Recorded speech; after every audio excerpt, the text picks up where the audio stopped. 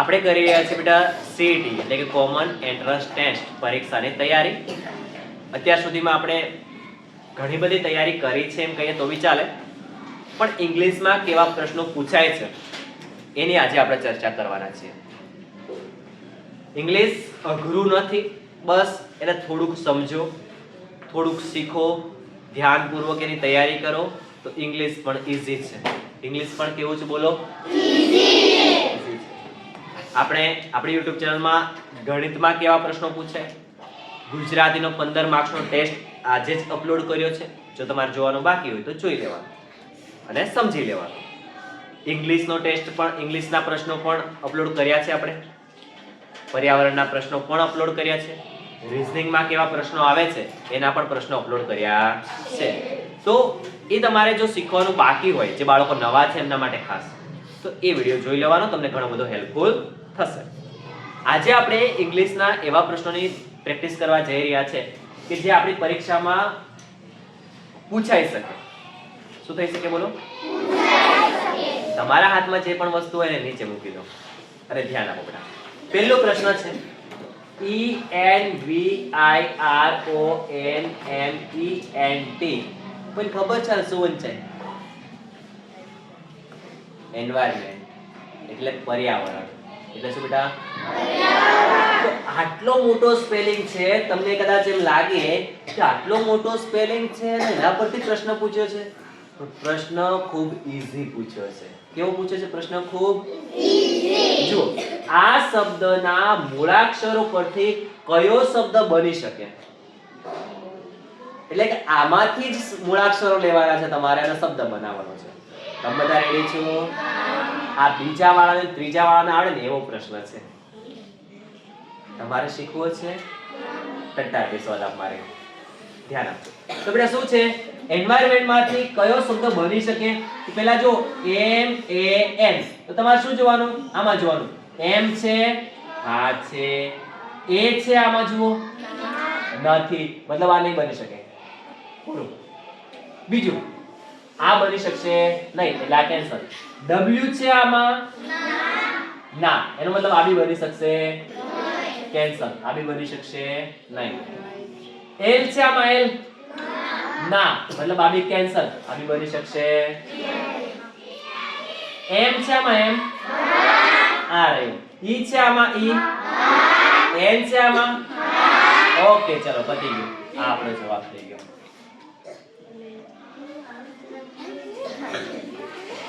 कैसा लगा मेरा मजाक? આવડી છે એવું લાગે છે? મતલબ આંખો હોય તો આ પ્રશ્ન આવડી જાય. ઈઝી છે અઘરું છે? ઈઝી. 1 માર્ક્સ આપો. બીજો પ્રશ્ન સમજીએ. કેટલાને સમજ પડી આમાં? હા, જો રેલવે સ્ટેશન. બેટા થોડુંક ઇંગ્લિશ વાંચતા આવડવું જોઈએ. એટલે જો ના આવડતું તો થોડી પ્રેક્ટિસ કરજો. તો રેલવે સ્ટેશન શબ્દના મૂળાક્ષરો પરથી નીચેનામાંથી કયો શબ્દ બનતો નથી? ઈ ખાસ જોવાનું. પ્રશ્ન શું પૂછ્યો? પહેલા કયો શબ્દ બની શકે છે? આમાં કીધું કયો શબ્દ બની શકતો નથી. જુઓ જરા, રેલવે સ્ટેશન. આમાં શું છે? RAILWAYSTATION છે. આમાં પહેલા જોઈએ આપણે. જો લિસ્ટ, LIST. L છે આમાં, હા છે. I છે આમાં, S છે આમાં, T છે આમાં, બધું છે. મતલબ આ બની શકે છે. આપણને કીધું બની શકતો નથી. ઓકે, આ બની શકે છે. બીજું, R છે આમાં, A છે આમાં, આ રહ્યો. I છે આમાં, N છે આમાં, મતલબ આ પણ બની શકે છે. S છે આમાં, T છે આમાં, O છે આમાં, P છે આમાં, મતલબ આ બની શકતો નથી. પણ છેલ્લો ચેક કરી લેવાનો હો. ચેક કર લો ને ભાઈ, તમારા બાપા પૂછે કદાચ લોચો હોય તો જોઈ લો. T છે આમાં બેટા, O છે આમાં, Y છે આમાં, ઓકે. તો આ બની શકે છે, આ બની શકે છે, આ બની શકે છે. આ બની શકતો નથી એટલે option she is the right answer.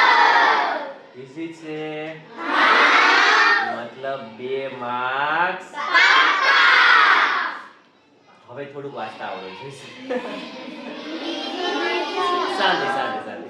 THIS. This is a knife. Knife એટલે ચપ્પુ.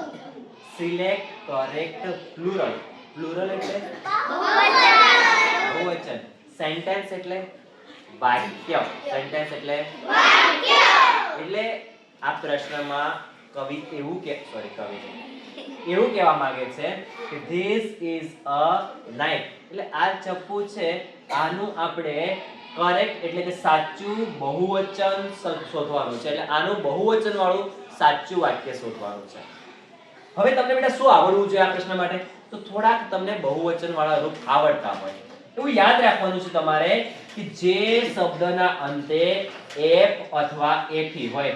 શું હોય? f અથવા ap હોય ને તો f અને ap નીકળી જાય. f અને ap શું થાય? નીકળી જાય. અને પાછળ લાગી જાય ves. શું લાગી જાય? ves. રેડી? ફરી જુઓ અહીંયા શબ્દના અંતે શું છે બેટા? ap. શું છે? ap નીકળી જાય અને એની દેખો wim ના m ap નીકળી જાય અને એની જગ્યાએ આવી જાય ves. શું આવી જાય? પછી જુઓ અહીંયા ખાલી અંતે શું છે? f. શું છે? f હોય તો f નીકળી જાય. f હોય તો f શું થાય? નીકળી જાય. એની જગ્યાએ આવી જાય બેટા ves. શું આવી જાય? ves. અહીંયા જો લાઈટ માં શું છે? છેલ્લે fe. શું છે બેટા? fe નીકળી જાય. fe શું થાય? નીકળી જાય. એની જગ્યાએ આવી જાય બેટા ves. શું આવી જાય? ves. મતલબ આ પ્રશ્નમાં તમને આટલું જ આવડતું હોય તો તમને જવાબ આવડી જાય. શું? તો નાઇફ નું નાઇફ્સ, લીફ નું લીવ્સ, બાઇટ નું બાઇટ્સ, લાઇટ નું લીવ્સ. આટલું આવડે એટલે પ્રશ્ન આવડી જાય. તમને શું કીધું કે આનું તમારે પ્લુરલ એટલે બહુવચન જોઈએ. તો નાઇફ નું બહુવચન શું થાય? નાઇફ્સ. શું થાય? અને આવું કયા ઓપ્શનમાં છે? એક જ ઓપ્શનમાં છે, ઓપ્શન બી. બસ પ્રશ્ન પૂરો. જવાબ આવી ગયો.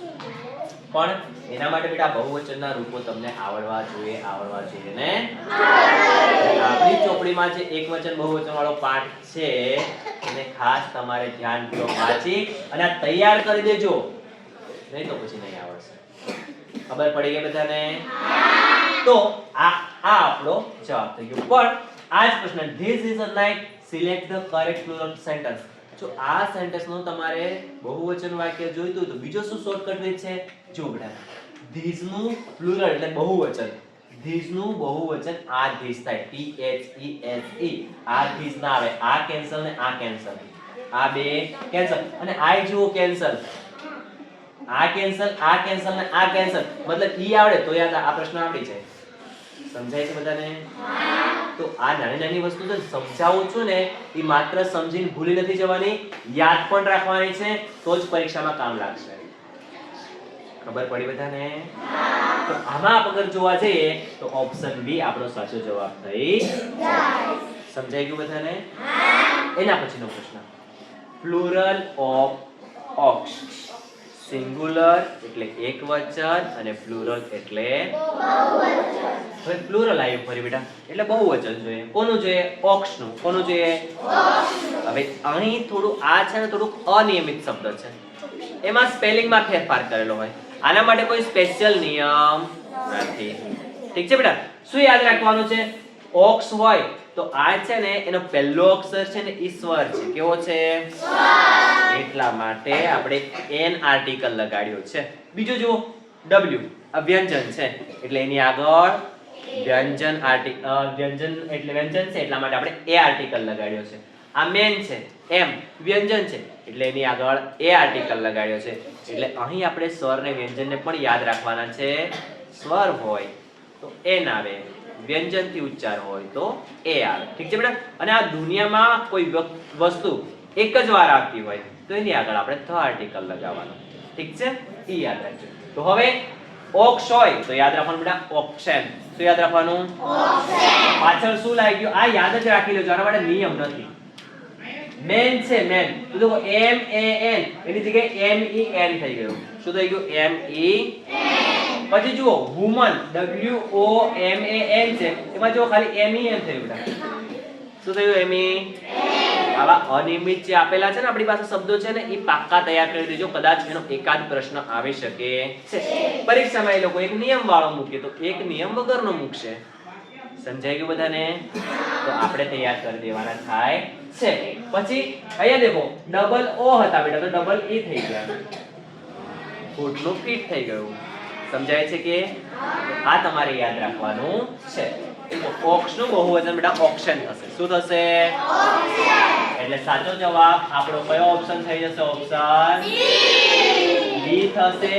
ડી થશે નહીં, એમાં એ છે ઈ તમારે ધ્યાન રાખવાનું છે. ઓકે, ચાલો પાંચમો પ્રશ્ન. I saw 5 ખાલી જગ્યા climbing up the tree.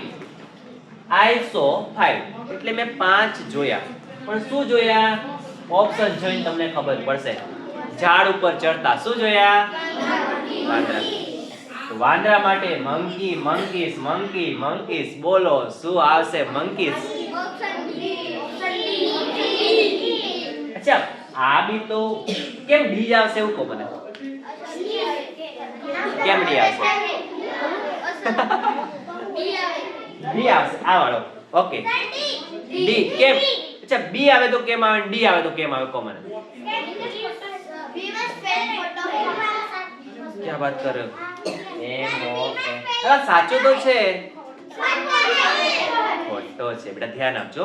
પહેલા વાક્યથી શરૂઆત કરો. I saw 5. 5 એટલે 5. 5 એટલે 5 એક કરતા વધારે છે એટલે બેટા છે બહુવચન. શું છે? બહુવચન છે તો શું આવશે? સિમ્પલ વાંદરાઓ આવશે. વાંદરા નહીં આ, વાંદરો નહીં આ, વાંદરાઓ આવશે. એટલે મંકીસ આવશે. અને મંકીસ માટે સાચો સ્પેલિંગ શું છે? તો આમાં જો M O N K I. વાંદરાના સ્પેલિંગમાં I નહીં આવે, એની માં I હોઈ શકે. ઈ આવે. શું આવે? ઈ. એટલે બેટા પહેલો તો ઓપ્શન આવી શકે નહીં. હવે આમાં પણ I છે એટલે એ તો આવશે જ નહીં. બાકી કોણ? M O N K E Y. C option સાચો છે. સી ઓપ્શન સાચો છે. પણ મંકી એટલે ખાલી વાંદરો અને એક વાંદરો થાય. કેટલા વાંદરા થાય? આમાં 5 વાંદરા છે. આમાં કેટલા વાંદરા છે? 5 વાંદરા માટે સાચો ઓપ્શન ડી. મંકીસ એટલે વાંદરાઓ. એટલે બેટા આ પણ આપણે ધ્યાન રાખવાનું છે. જોજો હો ઉતાવળમાં પછી આ કરીને કે આ કરીને ના ઉતારતા. મેં વાંદરા જોયા. ક્યાં જોયા? તમે ક્યાં જોયા હતા? ખોટી વાત. મેં તો ધાબા ઉપર જોયા હતા. મેં તો પ્રવાસમાં ગયો ત્યાં જોયા હતા. તમે લોકો ક્યાં જોયા હતા? કોના ઘરે વાંદરું પાડ્યું છે? કોના ઘરે વાંદરું પાડ્યું છે? તારા ઘરે? ચાલો મજાક મસ્તી થઈ ગઈ, પણ ધ્યાન આપજો. એક વચન અને બહુવચનના અહીંયા તમારી પાસે જે પાઠ છે આ વાળો, એ પાઠનો સ્વાધ્યાય મેં 5 પ્રશ્નો સમજાયા છે. આ બે તો હતા નહીં એના, પણ હા બાકીના 3 પ્રશ્નો એક વચન બહુવચનના હતા. આ પાઠનું સ્વાધ્યાય તમારે જાતે પ્રયત્ન કરવાનો છે. અને જો કદાચ ના આવડે તો પછી મારી પાસે શીખી લેવાનું છે, સમજી લેવાનું છે. ઓકે બેટા? તો સૌથી પહેલા સારા અક્ષરે આ 5 પ્રશ્નો લખી અને તૈયાર કરી દો.